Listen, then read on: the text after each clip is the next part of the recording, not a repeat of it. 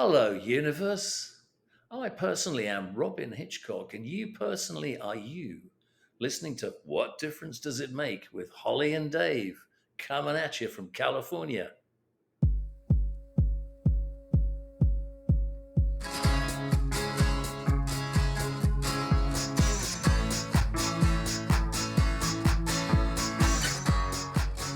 Hey, Holly. Hey, Dave. What is going on today on the What Difference Does It Make podcast? Feeling pretty groovy today, Dave. Groovy. Oh, okay. So you would consider yourself a groover? I want to think I'm a groover, but I don't know that I actually am. Over meathead, right? Oh, definitely groover over a meathead, but kind of a poser groover. Yeah. Well, we were all posers when we were 14. Why are we talking groovers and meatheads? What the hell is going on here? Our guest today is Robyn Hitchcock from the Egyptians, and he's had a long career, but he has written a book. It's a memoir, but it is only 1 year of his life. It is called 1967: How I Got There and Why I Never Left. Robyn Hitchcock, also of the Soft Boys, friend to REM, so friend of mine. Any friend of REM is a friend of yours. Yes, exactly. When we were in college, this was college rock. He was putting out the college rock songs that we love so much. We were so happy to have this opportunity to read his book and talk to him about it. Yeah, I really enjoyed this because this is, you think of memoir. All right, we're going to have to go through the whole thing of how I became a rock star. I listened to this, and then I picked up a guitar, and then all of a sudden, magically, I became a rock star. So he focuses solely on the year 1967, a pivotal year for most. When you're 14, Holly, right?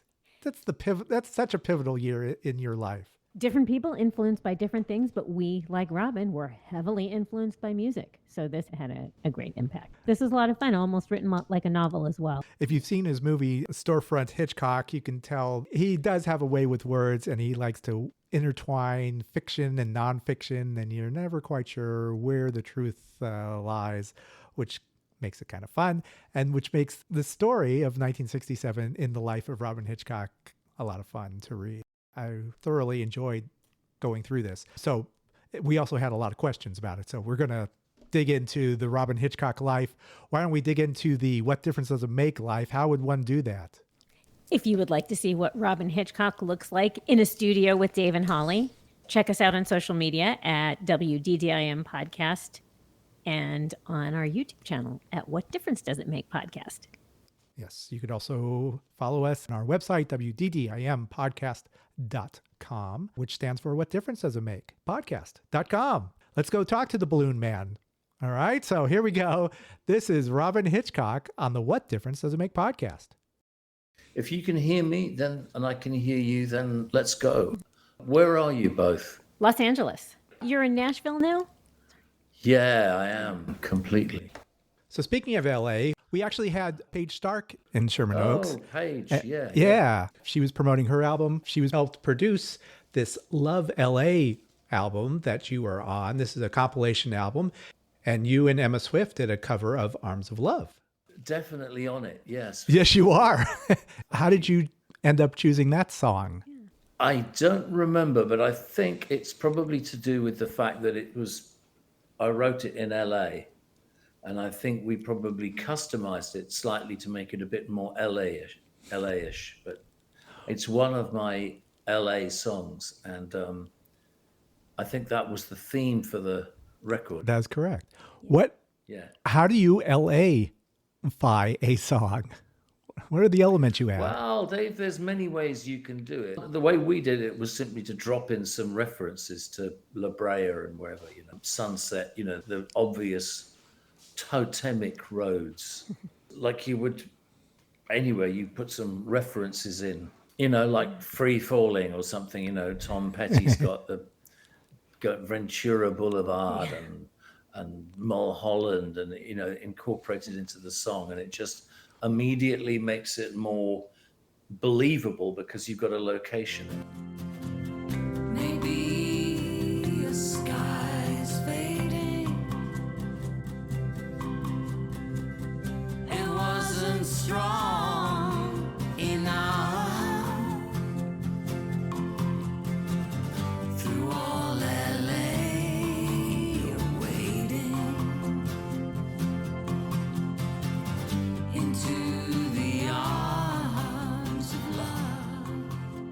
Arms of Love. I always assumed that was an REM song. Oh, not at all. No. And it's not. They heard me play it. We were all in a dressing room in 1991. REM were playing a mountain stage gig in West Virginia. They were very, very high profile. Their album was taking off, the one with Losing My Religion on.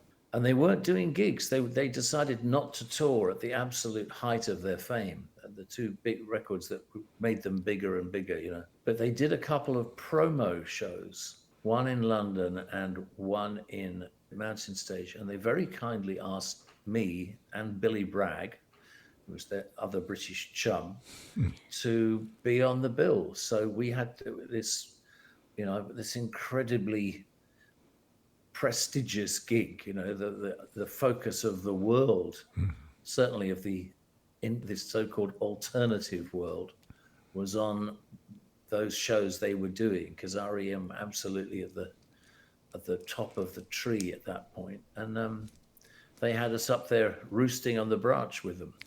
I'd just written Arms of Love in LA and I played it, and they decided they liked it and they did a version of it, but they missed out one chord. I'm not quite sure where they got the recording from I think they got the words right, but the music, the guitar is left out, the crucial chord. He claims I didn't play it, but I'm sure I did. Anyway, you know, that's just like people bickering about stuff. No, REM did. They put on a B-side, but I wrote it. That's brilliant. So yeah, 1991 was a crucial year for us, for musically, for alternative rock. But a crucial year for you, 1967. Oh, yeah. Yeah, you know, you wrote this book. Segue. Yeah, I'm trying to segue. Yeah. Good, yeah, great. 1967, it was an indelible year for you, discovering all the music. Yeah, that's right. Well, I figured if I wrote about 1967, it would give everybody the context for what I did with the rest of my life.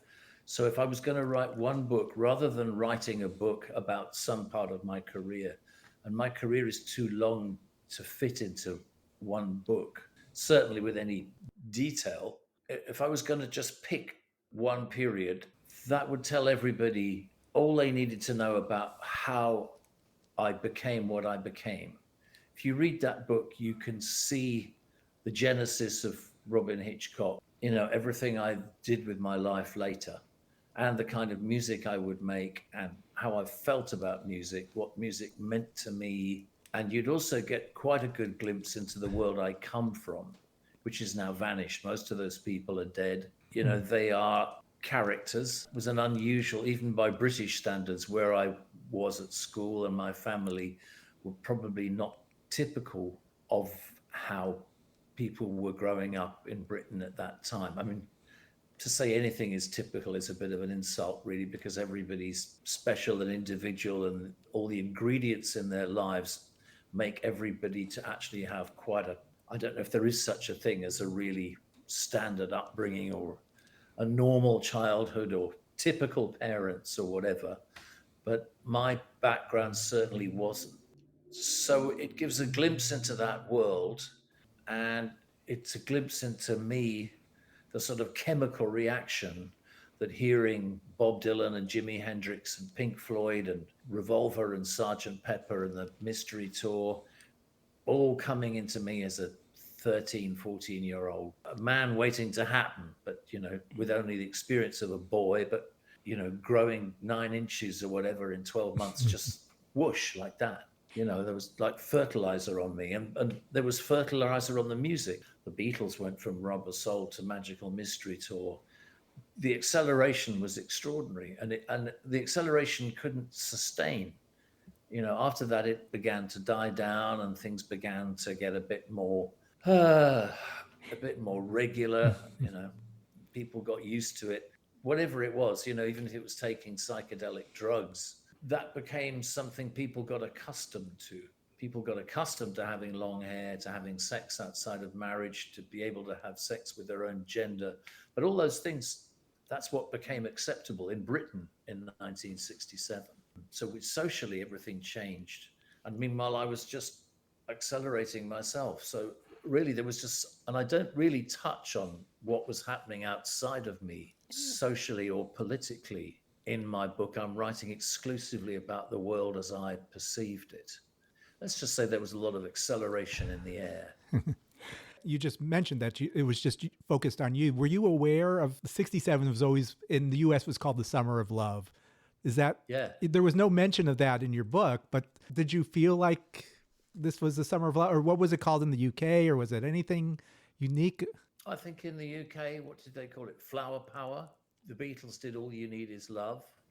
I mean, the Beatles had always had love in their songs anyway. You know, She Loves You, Love Me Do, whatever. P.S. I Love You. Love was the word that was in most Beatles songs, but it became a slightly different love with a slightly different meaning in 67, sort of lysergically enhanced and bolstered by meditation or whatever it was. Communication wasn't like it is now, but it wasn't medieval. You know, you could read about what was happening in San Francisco, and we did, and we got records, sort of cheesy records, like If You're Going to San Francisco, Wear Flowers in Your Hair, which I've done a cover of in the album that's based on the book. All across the nation, it's such a strange vibration. People in motion. There's a whole generation that's got a new explanation. People in motion. People in motion. For those who come to San Francisco, be sure to wear some flowers in your hair. If you go to San Francisco, summertime will be a loving there. We sort of knew what was happening. Yeah, I mean, I say we. That was the year that hippies became a word that people used. You know, there hadn't been hippies in 1966, but there were certainly hippies in 1967. Whatever you thought of them.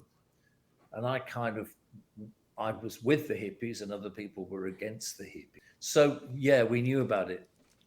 You know, hipster Brits had their eyes on San Francisco, particularly. That seemed to be the epicenter of it. That's where George Harrison went when he went to the Haight. And I don't know whether hipster Americans had their eye on London or Cambridge or Canterbury, you know, but probably Swinging London. Swinging London had been around for a while. So London was still swinging and San Francisco was grooving. So those two places were definitely pulsating away on the map. But you were 13. I was 13. I was 14, turned 14 in March 67. Yeah. As I was reading it, I had to keep reminding myself that this was only the 1 year that you were still 13, having these experiences, which were still contained to your school and, you know, going home for the holidays. Yeah. But that's a kid. I mean, that's, Dave, you're saying Summer of Love. That's like, it was a little older. Well, I was a kid. I mean, I wasn't involved in free sex or anything like that.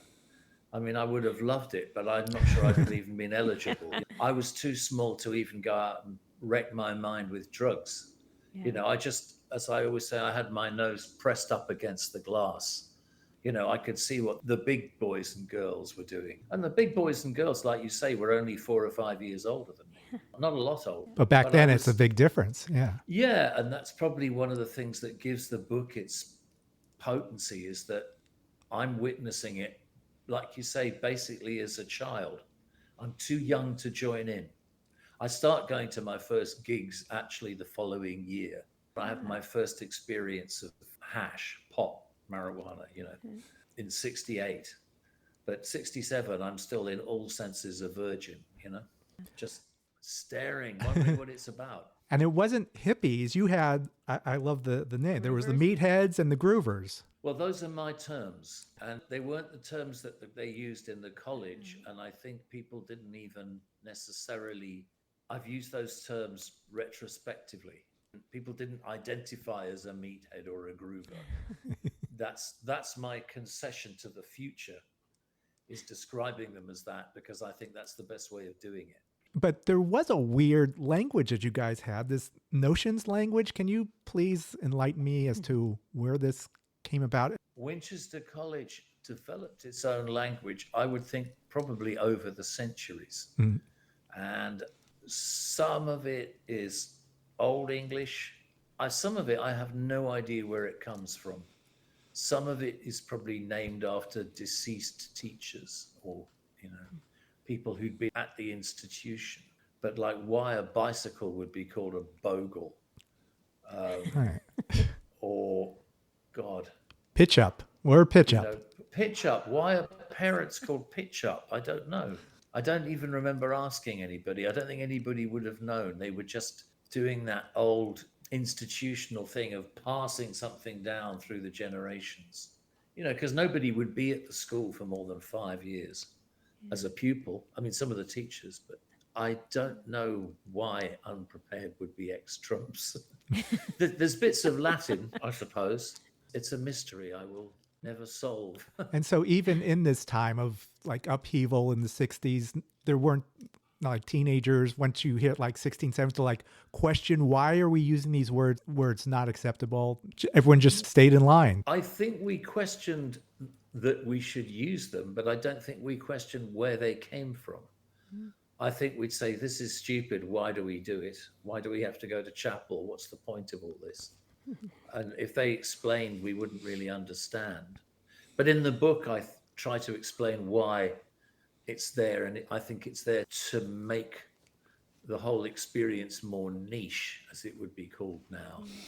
If you're at this school, you're special. You're in this special world that only other boys that have been at that school will have. So if you meet somebody 30 years later who understands those words, you've got that thing in common. It's like the Masons, Yeah. It's Masonic.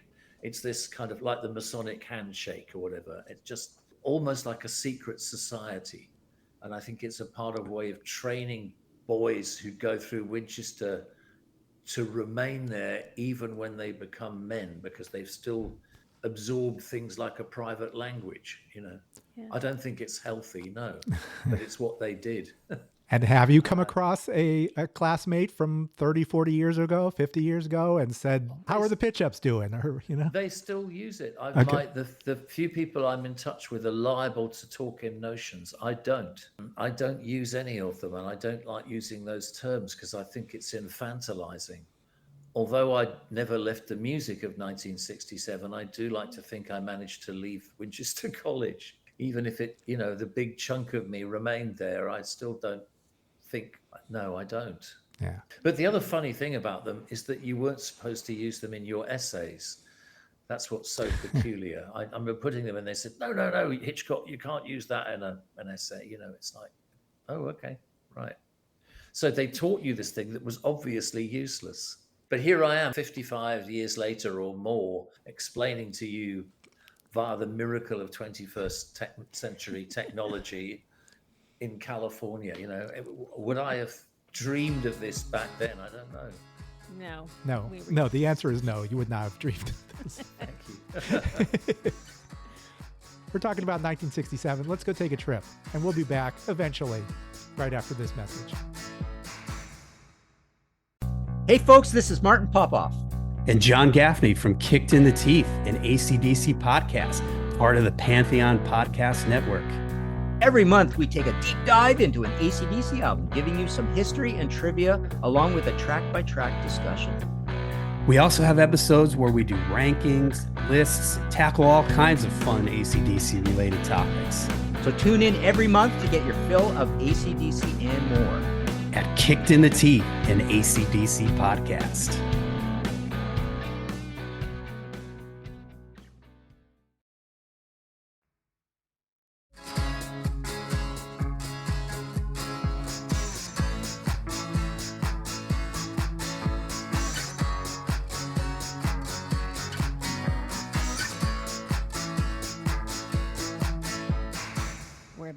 on the What Difference Does It Make podcast with our guest, Robyn Hitchcock. I'm just curious about the school. Did your dad also attend? No, he wasn't a Winchester pupil. He went to another public school, but a sort of minor one. You know, it's so hierarchical. There's the sort of posh public schools, there's the high-end public school. Winchester was the elite public school mentally, intellectually, not so much socially. It wasn't about social snobbery, it was about intellectual snobbery. So if you come out of there, you innately feel you're smarter than everybody else, not necessarily richer, which is a dangerous attitude to have when you go out into the world. It took me a very long time to realize that there were other forms of intelligence apart from the sort of hothouse academia that we had there. But it ages you mentally, but not emotionally. So most of us come out of there, I think, probably emotionally at the age we went in, 13, but we come out feeling like we're 55. I felt like a sort of weird little old man when I got into the world, So At yeah, 14. but no, but Raymond didn't. He had different experiences. He joined the army at 17 because World War II broke out, and he left the school and he was trained for 4 years, and then he was sent to Normandy just after D-Day. And he'd been there about a week or so, and they were under fire, and he was hit in the leg, in the knee, while he was trying to dig a trench, a hole, And he woke up in a hospital in Newcastle, in the north of England, with his leg never able to bend again, but they didn't cut it off, thankfully. And he had a sort of stiff left leg. I can't remember which one it was, but that was it. He was crippled for life. He never ran again. He'd been a runner. But he heard that through the morphine haze, he heard the young Newcastle lasses singing their Geordie songs, and he just fell in love with them all. So he didn't marry one. I think he would have liked to, actually. He wound up going to university after he was sort of discharged from hospital. He met my mother, but he had a lifelong love of old folk songs. So we had a lot of records of old Geordie singers, Yeah, and as you mentioned, 1967, I think you got your first guitar. Do you think it was the guitar that helped ground you? Like you mentioned, emotionally, you were, the school kind of trained you in one way, but maybe did the guitar maybe bring you back to the masses in a way? I don't know if it grounded me. I think the guitar probably took me further away, the guitar, because I had already become a disciple of Bob Dylan. As you see in the book, my first encounters with Dylan records are the things that I most remember really about the whole thing of getting into that school. So I was hearing Dylan, but I wasn't hearing Dylan the way most American kids would have heard Dylan. I was hearing him in this strange monastic, damp, flinty, stone monastic encampment in the south of England, in the Hampshire Itchen Valley, under the shadow of the huge, great grey cathedral, which sort of dominates the area like a huge stone cross that's lying on the ground, cross-shaped cathedral.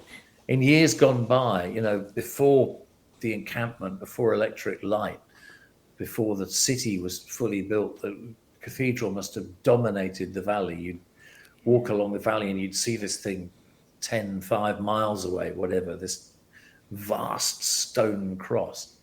And it was still there when I got there, the cathedral. So I was listening to Dylan in that sort of medieval to Victorian context. Everything was damp, everything was cold, and there wasn't enough food. That's what my parents were paying the big bucks for. God, if you could find a biscuit after 7 p.m, you were lucky. So it's no wonder I still overeat. Any chance I had to get food. Then I hear this American voice, Bob Dylan, and my parents realized that I'm moving over to Dylansville, and they kind of accelerate the process, bless them, by giving me a funny little cheap guitar with red nylon strings, and I don't think I ever learned to tune it. I don't learn to tune it during 1967. So I'm sitting there plucking away at it, and that turns into another guitar a couple of years later, and then that turns into another guitar, and then gradually I turn into what I am now. The guitar is a vital step in me becoming a guitarist. It's pretty incredible that because your parents were more on the academic side, that they encouraged it.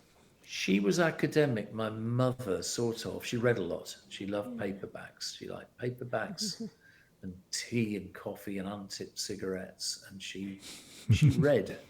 And my father painted and then drew cartoons, and then he wrote plays. And he wasn't very successful with any of that. And then he started writing books, and he had a book that was made into a movie, which became incredibly successful. About it's a fictitious, it's not real, but about a man who has a penis transplant, and he wants to find out who the donor was, and he meets the ex-partners of 7 potential names on the. He gets into the hospital and finds out 7 deceased donors. He doesn't know quite which one he got it from. And I can't remember the rest of the script was substantially changed once they bought the rights to Raymond's book. So that brought him some money and some success. This was Percy, right? PRCY, Percy, yeah. Okay. And I need to look Ray this Davis, the Kinks did the soundtrack. So that was the other unconscious claim to fame. My dad didn't know anything about the Kinks, but obviously I did, and my sister did. And I don't think there was a hit on that record, but it had some good songs on it, and it was quite a coup getting Ray Davis to actually write songs for it. So that was exciting. So yeah, no, I mean, my dad was very much an artist. Okay. So by giving me a guitar, I suppose they were helping me develop my own art. And where my dad was a visual artist and wrote, I became a songwriter, So I did all this stuff, records and shows and everything. But I like writing. And so when it seemed like an idea for me to write a memoir, I enjoyed writing 1967. Would you ever write a novel? Because it reads like a novel. It does. It's funny. If I read it now, it just looks like fiction. I think that's the thing. I saw him. Do you know who Terry Allen is? Terry Allen's a songwriter. He had songs. I think Jason Isbell has done his songs, and Little Feat, and quite a few. Guy Clark. He's sort of kind of associated with country, but he's not really country. He was in Fresno for quite a long time. He was in California in the 70s. Mm-hmm. And we saw him the weekend, and in Nashville, but he had this quote about, as soon as you write something down, it becomes fiction. And I thought that's really true, whether it happened or didn't. It starts to become a story. So in the course of writing, making your life into a story, you begin to fictionalize it. So there's quite a few fantasy sequences I put in the book that didn't happen. And then most of it did happen. But I quite enjoy that as a technique. And if I do another book, I will probably increase the number of fantasy sequences, but I'm not going to tell people which ones that were real and which ones aren't. Because the main thing is to tell the story. A friend of mine said, why let the facts get in the way of a good story? So. Okay, so one of these sequences, I figured it out after, was of Miss Duplac and Roy. Oh, Christ, yes, yeah.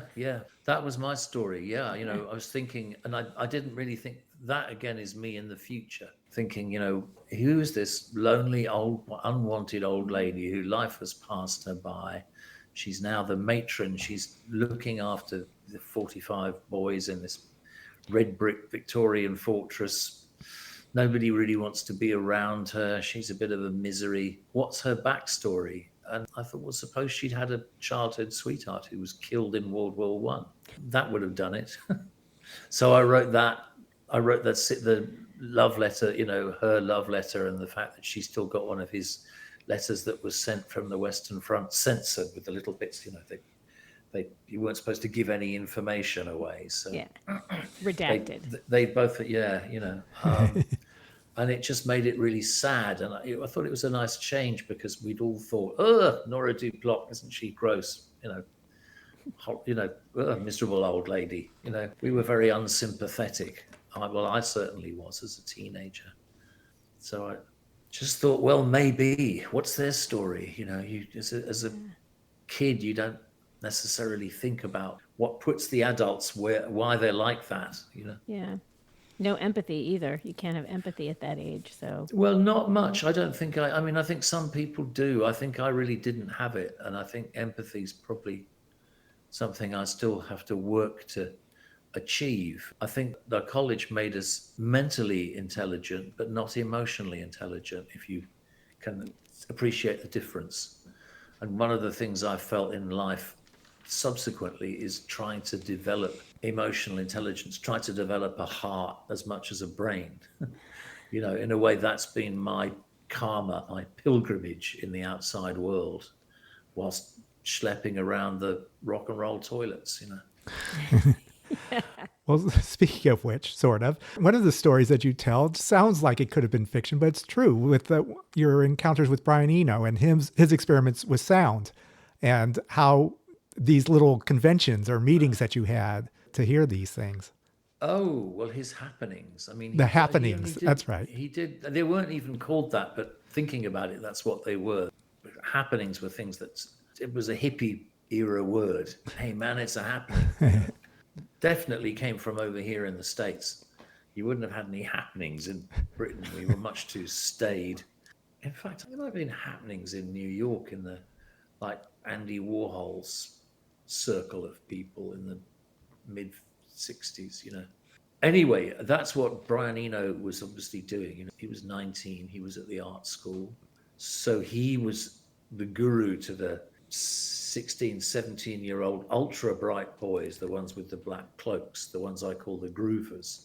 They were scholars. They were so bright that they got their school fees paid for nothing because they were just so clever. They could just do the exams, you know, and get in. So Brian Eno was 19. He was at the art school, and they looked up my older guys. They were 16, 17, and I was 14. So, you know, very hierarchical. Like I looked up to them. They looked up to him. He supplied the school magazine with these rather cryptic sort of poems. They actually became his oblique strategies, if you know about them. You can get a box. Brian Eno obviously then went on to become a sort of, well, it's always difficult to describe what Brian Eno is. In a way, he's a catalyst. He's an app. He's something you put your art through and it comes out better in some way or other, you know. But he had these little cards that would say things like, there was one that wound up, it said, do something until a mistake is made, do nothing until a mistake is made. And that was on the cover of our school poetry magazine. I remember that. And then it turned up in his oblique strategies box. I think you can buy them from Planet Eno for like $55 in little black boxes. Yeah. So he organized the one happening under the quadrangle with a reel-to-reel machine, and somebody playing an electric violin and a stick of incense and a microphone tied to the back of a chair. Then the music, where the tape machine played a Bob Dylan song backwards for about 15 minutes, or a collection of Dylan songs. And the microphone wasn't switched on, but he said it was. But it was supposed to be a kind of collaborative sonic experience. And then we had questions afterwards. No one ever asks any questions after a performance is done, but that sounds like something Brian Eno would do. Well, he did, because it was, you know, it was a school event, I suppose. It was experiment. It was almost like a lecture. So this was sanctioned? Was it sanctioned event, or was it just? It was totally sanctioned. Oh, sanctioned. okay. There was a teacher there. I put it in the book. The first question is asked by, they pick the youngest, sort of hippest teacher in the school, Mr. Felix. And Mr. Felix who's probably only like, 7 years older than us lot or something. And he sat there and sort of said, well, this is interesting. Is this music, or would you call this music, or what would you call it, And then I asked what the microphone was for, and Eno says, so you can talk into it, man. And I say, but it wasn't switched on, man, I think looking back on it, it was more like a lecture, probably. But that was the thing with, which was so great, is you weren't exactly sure how to define it. That's why I call it a happening. The same with the thing with the balloons 2 weeks later, where he and his gang just got these metal cylinders full of helium and some sort of silver meteorological balloons or something. They weren't like party balloons. Yeah. They were a bit bigger and they were silver, and they just filled them with helium and then give you a little brown label, and you could write a message on it and send it off into the air. So I wrote one to my grandmother who just died saying, sorry, I couldn't come to your funeral. And that was one of the great 1967-y things. It couldn't have happened the year before. And I don't know if anyone would have bothered to do it the year later. It was absolutely it was bang on 1967. And we were very lucky to actually have somebody like Eno installed just up the road to do those sorts of things for us. And it was nice that the college people did sanction it. It was a smart place. They weren't trying to kind of bonsai our minds. It was all about letting you think what you want, really. But, they didn't want you to get hairy, and they didn't want you to wreck your mind on drugs. And of course, we're all determined to do exactly that, because that's what you had to do back then. Like, the generation before had the war.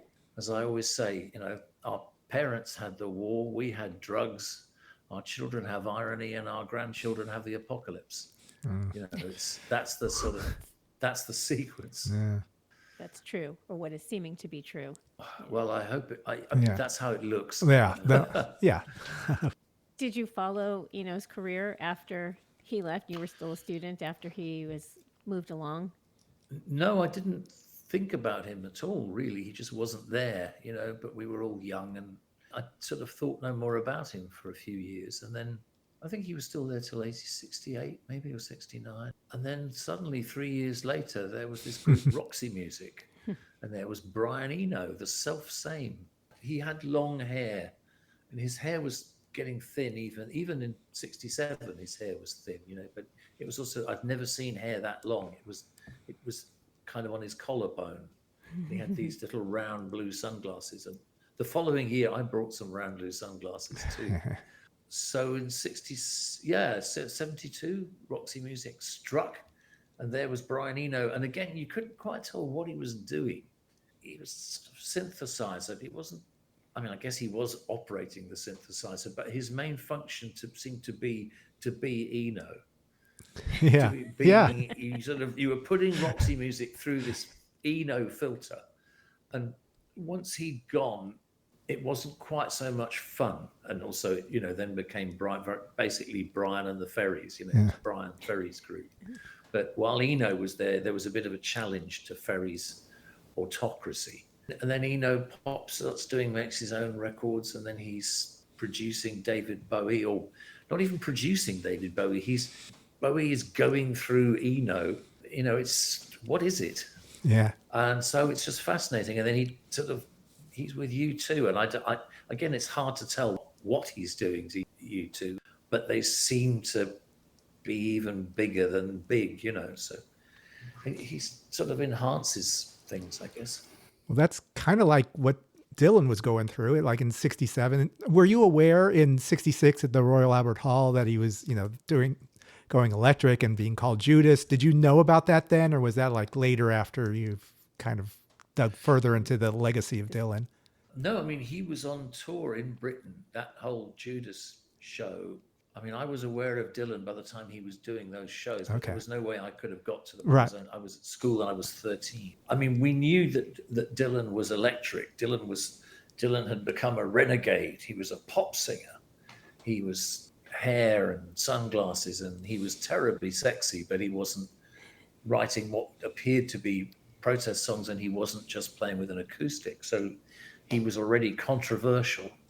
But I didn't know about the Judas business till I heard the recordings a few years later.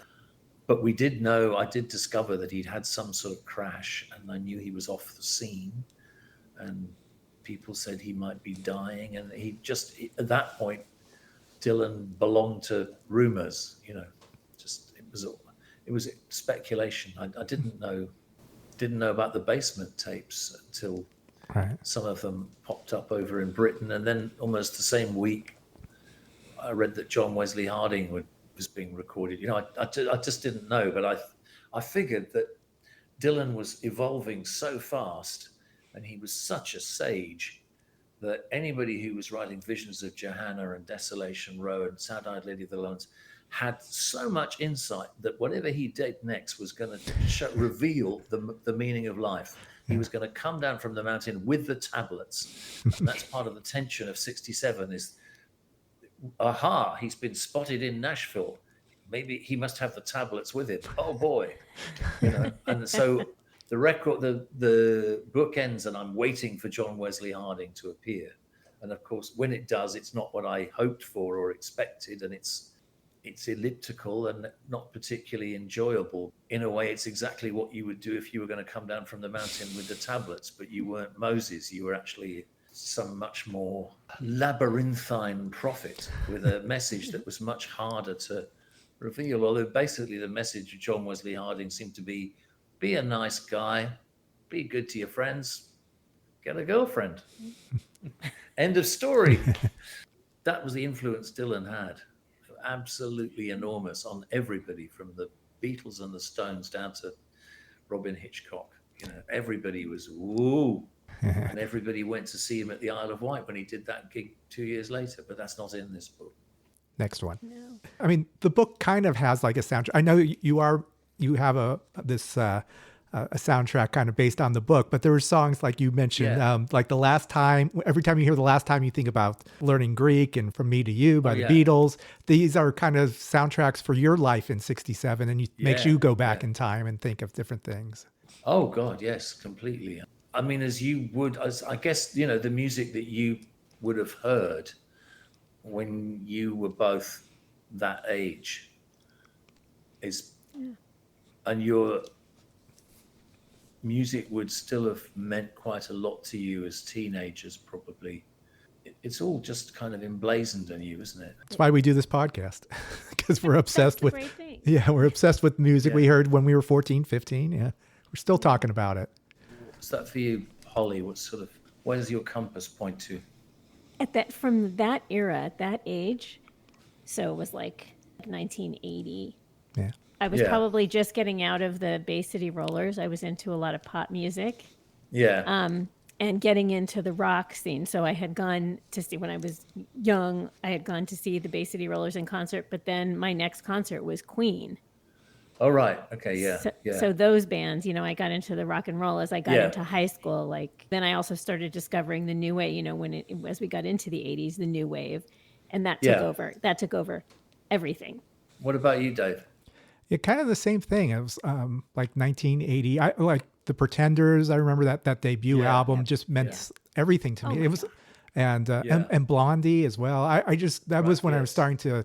Yeah, it was just an exciting time. I think 80. There was, like Holly alludes to, there's a lot of great pop music, but it's kind of post-punk music is developing. It's getting a little harder edge, but also poppier. So we have new wave music. So it was just a great time and so we still obsess about it like you do, about when you were that age. Yeah.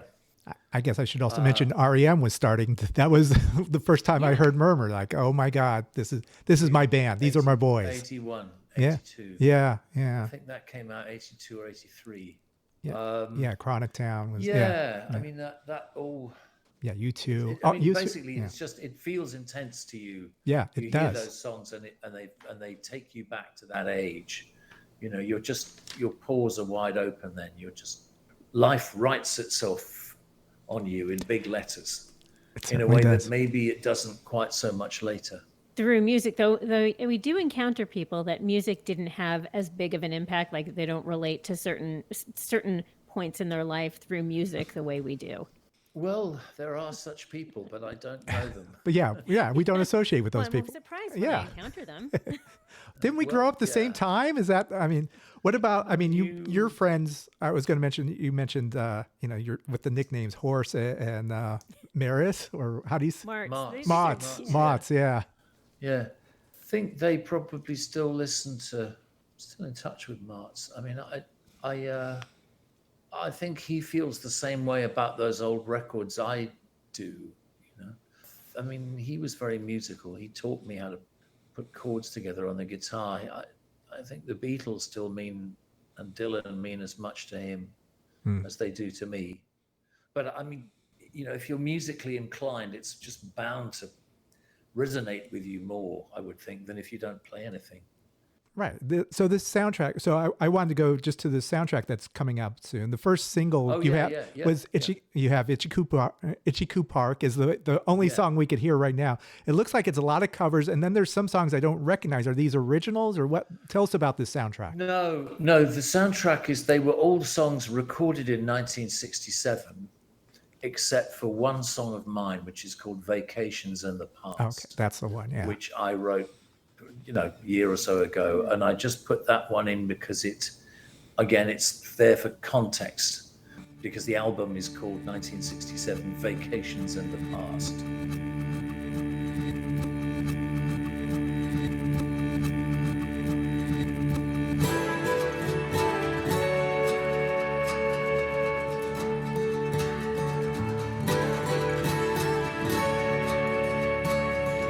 I take my vacations in the past. Rock on, my love. I take my vacations, and they last forever.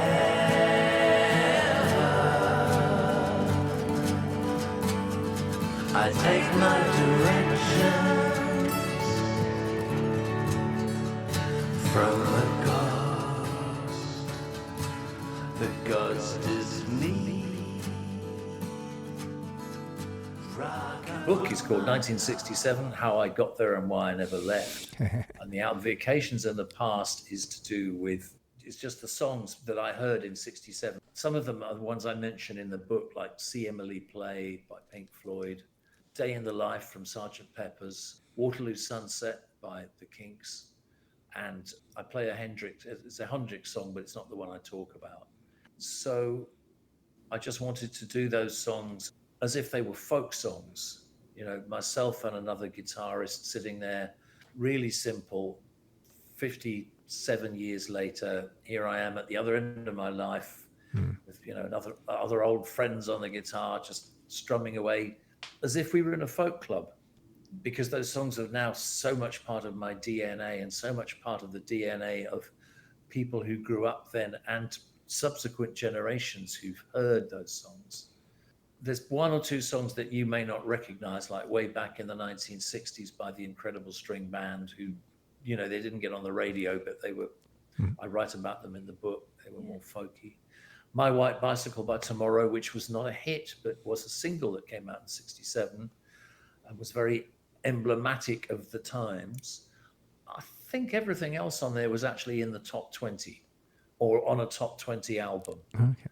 And so I'm just doing my best to do these songs as folk songs. I put a little bit of sitar. Kelly Stoltz, do you know Kelly? He's based in San Francisco. Yeah. Kelly overdubbed a bit of sitar. Davey Lane from UMI, an Australian band, he plays a little bit of mellotron pedal. Charlie Francis, the guy who mixed the whole thing in Cardiff, South Wales, he puts a bit of mellotron pedal in there as well. So it's sprinkled with a few kind of 1967 trademarks. Davey Lane, there's some backwards guitar at one point. Nice. It's coming out on our label, Tiny Ghost. Okay. Emma's label, she runs it. Tiny Ghost puts out Emma's records, Emma Swift, and love her. And it's putting out the book on the States as an Akashic, but the soundtrack, I like the way you call it soundtrack, it's perfect. The soundtrack from the book is coming out on Tiny Ghost, and it's available for pre-order now, but it'll be physically in existence in, I think its release date is September 13. Thank you very much. Thanks to whoever organized this one. I can't remember. Holly, I think it was Holly. Yes. Holly Watson. And tell your wife I'm a big fan of her Dylan cover album too.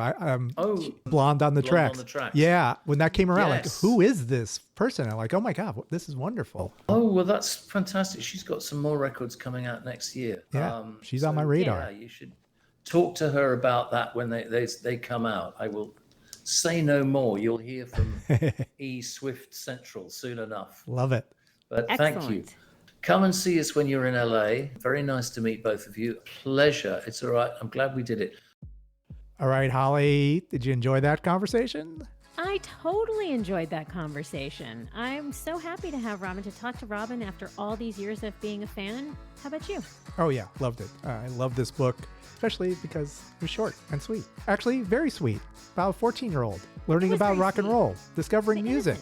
And the innocence. There was definitely innocence and just, childhood pranks that he experienced at school. And I think we can all relate to being that age. Yeah, except we didn't have Brian Eno entertain us. That's kind of nice.